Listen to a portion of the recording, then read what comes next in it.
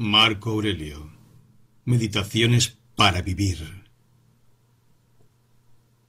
Marco Aurelio, 121-180 a.C.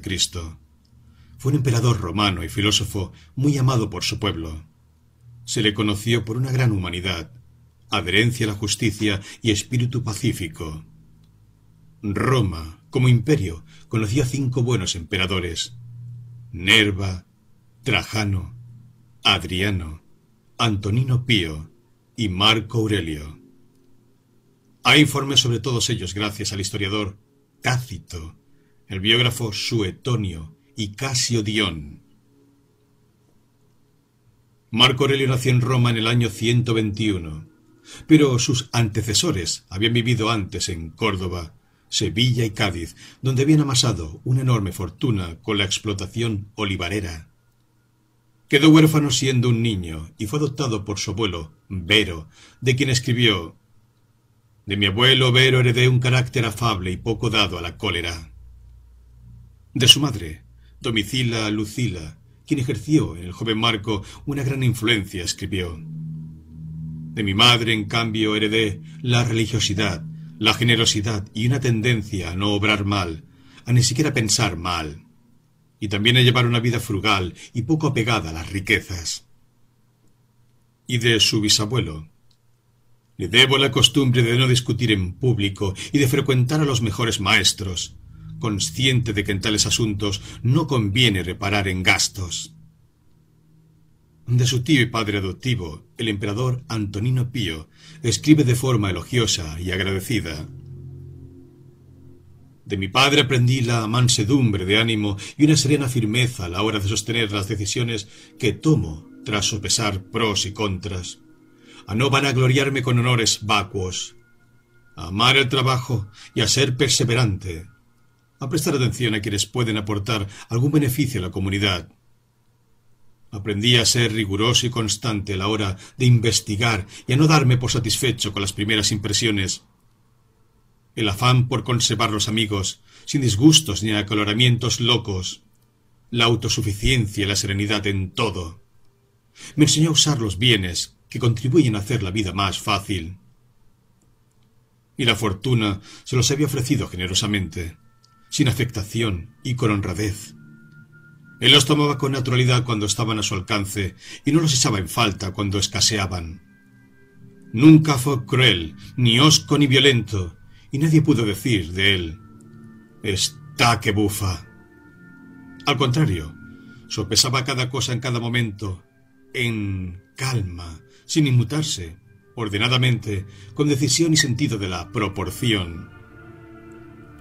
Y cuadraría a la perfección decir de él lo que se decía de Sócrates, que podía abstenerse y disfrutar al mismo tiempo de aquellos placeres que pocas personas son capaces de rechazar y a cuyo goce se abandona casi todo el mundo. Tener tal vigor y mostrarse superior y sobrio al mismo tiempo es algo propio de una persona que posee un espíritu equilibrado e indómito, cosa que demostró durante la enfermedad que llevó a Máximo a la tumba. Pero fue su maestro, Junio Rústico, quien más influyó en su formación, hasta el grado de que se suele admitirse que sin esa influencia Marco Aurelio habría llegado a ser emperador, pero no filósofo, y mucho menos el autor de sus conocidas Meditaciones. Todo lo anterior ilustra muy bien cómo el ser humano que finalmente se llega a ser depende en gran medida del entorno y de las influencias que se reciben. En el ámbito del Imperio Romano no era poco común que mientras de clase influyente se interesaran, además de los deberes en el Senado, en el estudio de la filosofía, la poesía, la historia y la literatura. Fueron los casos también de Cicerón y de Séneca, y fue la filosofía estoica la que más cautivó a Marco Aurelio después de haber leído una copia de las disertaciones del filósofo Epícteto, que le había regalado su maestro Rústico.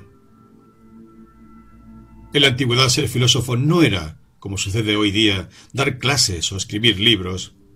Era más bien alguien cuya vida seguía la línea de las líneas de alguna escuela filosófica. Era una posición o actitud más vital que profesional. En el caso de Marco Aurelio, parece que estaba vinculado al movimiento o escuela filosófica del estoicismo, sobre todo a su ética, cuyo pensamiento era el de la coherencia con uno mismo, y que hunde sus raíces en la ética socrática, la física de Heráclito y la dialéctica de Aristóteles. El estoico debía acomodar su vida armónicamente a la naturaleza de la que todos formamos parte, lo que proporciona libertad e independencia de los demás factores externos. Nada es malo si es conforme a la naturaleza. Asume además la idea de la fraternidad universal entre todos los seres humanos, como es el caso del estoicismo de Séneca y Epícteto. Las meditaciones de Marco Aurelio consisten en un conjunto de escritos o notas de carácter personal, mezcolanza de ideas y apuntes desordenados y repetidos. Las escribió hacia el final de su vida y están divididos en 12 libros. A veces la narración es en primera persona y parece que el autor escribe de sí mismo y para sí mismo. Otras veces escribe en tercera persona y otras son citas de otros filósofos o pensadores. Y aunque trata de diversos temas relacionados con llevar una vida buena, parece que el más recurrente de todos es el de lo efímero de la existencia y que más pronto que tarde todos desapareceremos.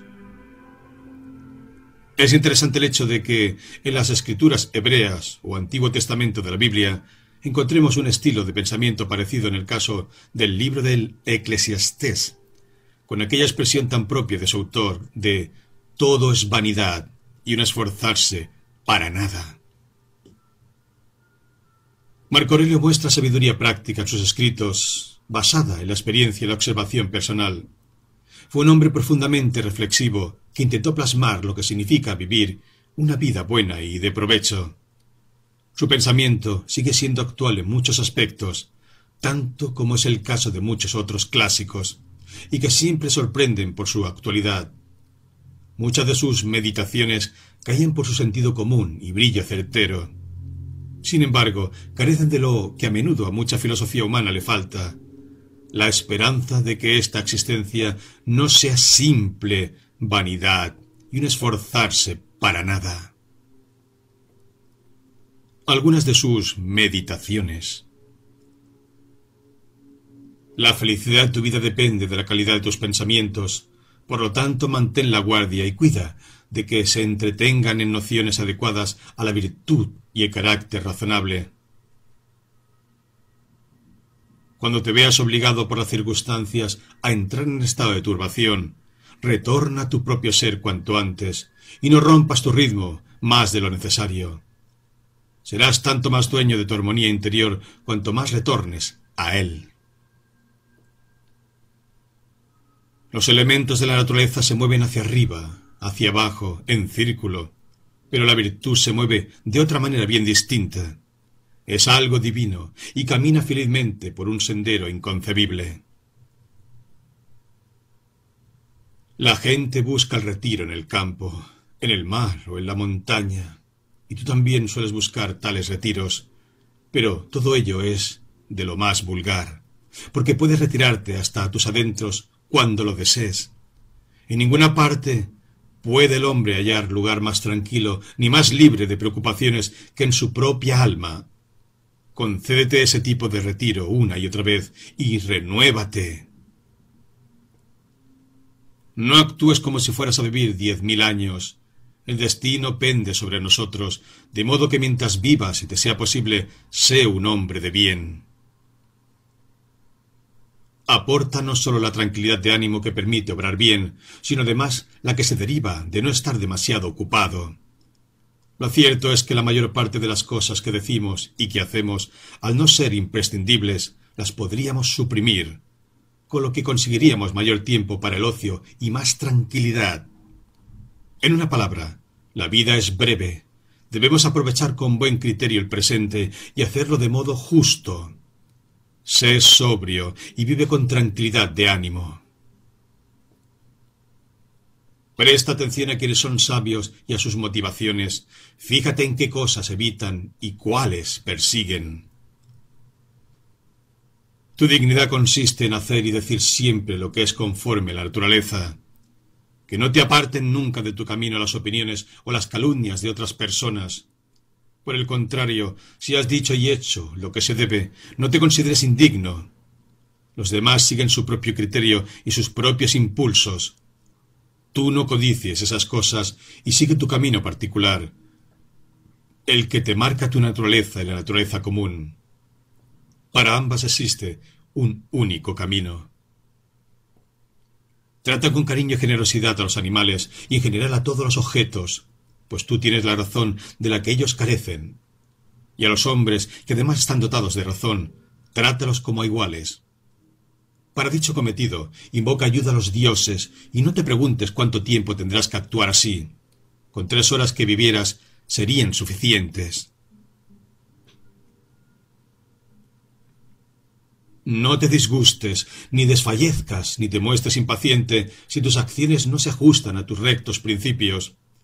Una vez que hayas superado ese contratiempo inicial, inténtalo de nuevo con renovadas fuerzas y date por satisfecho si tus actos y tus objetivos se han vuelto más humanos.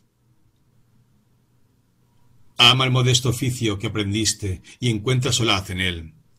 Pasa el resto de tus días como quien ha confiado a los dioses toda su hacienda, de todo corazón, sin creerte señor ni esclavo de nadie. Abstráete en ti mismo. Tu conocimiento racional puede, por naturaleza, basarse a sí mismo con tal de que practique la justicia y, consecuentemente, consiga la calma. Cada uno disfruta con una cosa. Yo disfruto con que mi conciencia sea sana, con que no dé la espalda a ningún ser humano ni en nada que les afecte, que mire todo con ojos benévolos y acepte y use cada cosa según su valía.